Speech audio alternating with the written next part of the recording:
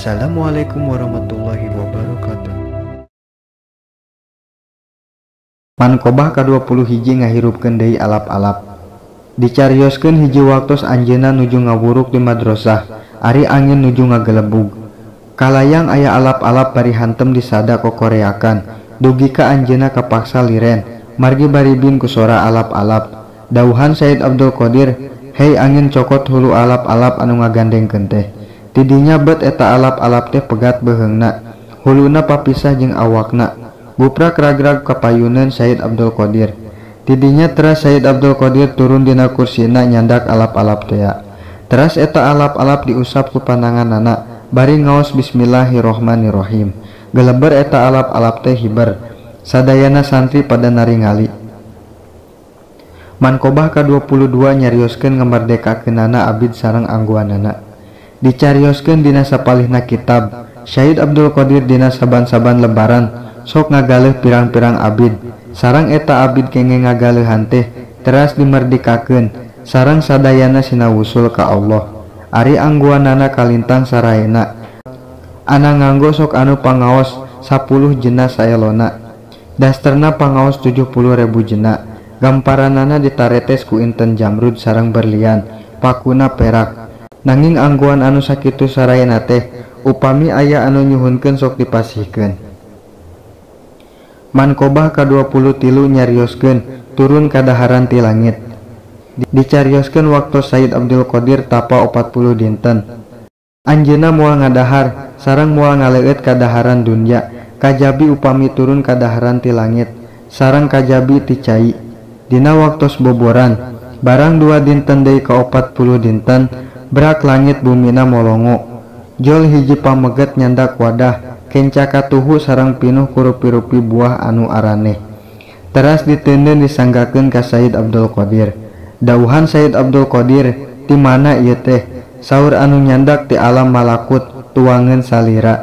Dauhan Said Abdul Qadir, "Jauhkeun ti kaula sabab wadah emas perak diharamkeun ku Rasulullah." Teras eta wadah emas sareng perak duanana dicandak deui. Barang waktos boboran sumping malaikat nyandak baki pinuh ku kadaharan. Saur eta malaikat, "Hei Said Abdul Qadir, ieu pangjamu ti Gusti Allah." Teras eta baki ditampi sareng teras dituang sareng rencang-rencangna.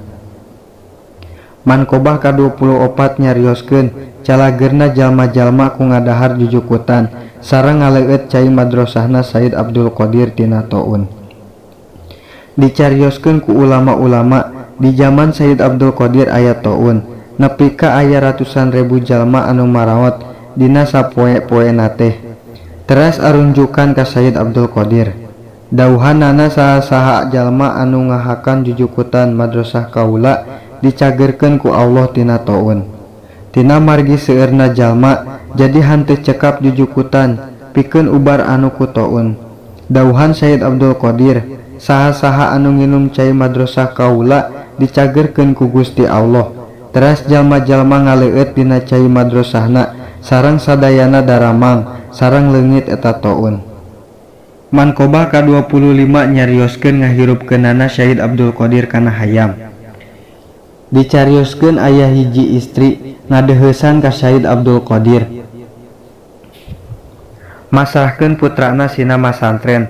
Teras ku Said Abdul Qadir ditampi teras dipernahkeun sareng dipernahkeun dina kholwat. Tempat anu sepi parantos rada lami eta awewe teh ngalongok kasampak anakna keur ngadahar bubur kunyit. Awakna kuru teras ngadeheusan ka Said Abdul Qadir kasondong nuju tuang sareng opor hayam. Teras eta istri unjukan, "Gusti ari Gusti mah tuang sakitu saya gina dupi anak abdi dugi ka kuru margi nedana mung bubur kunyit." Teras Said Abdul Qadir ngumpulkeun tulang hayam. Dauhan Said Abdul Qadir, "Kum biidnillah, hirup maneh kalawan idin Allah." Teras eta tulang jadi hayam, hirup deui. Dauhan Said Abdul Qadir, "Tah lamun anak maneh geus bisa kieu meunang dahar sakarep-karep asal anu halal." Saur eta istri, "Mugi Gusti hanteu bendu eta anak abdi nyanggakeun kumaha kersa Gusti." Dukung terus syiar kami dengan cara subscribe, like, dan share agar channel ini lebih bermanfaat.